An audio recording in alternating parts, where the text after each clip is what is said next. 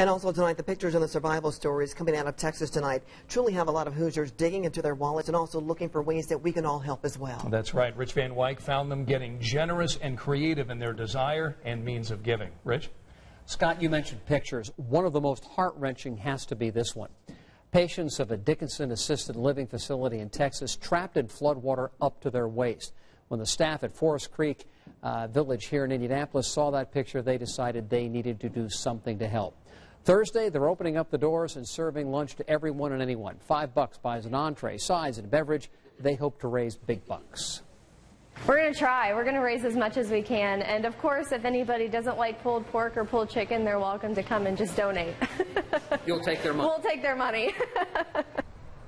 You bet they will. We have details at WTHR.com. Meanwhile, students at Westfield Middle School, they're following news reports out of Texas. One of their teachers reached out to Westfield High School in Houston, Texas. That Westfield, it turns out, needs help. It's closed. It's a shelter. Soon students and parents will see these big green buckets they can fill up with cash.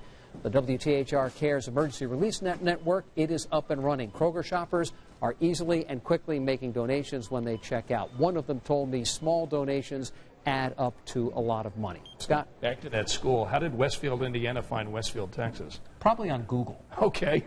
But we're going to tell you more about that at 6 o'clock. And also, the teacher said if we have a name connection, it'll make it easier to raise money. But we found a connection even bigger than that, and we see that at 6 o'clock. I'll look forward to that. Thanks, Rich.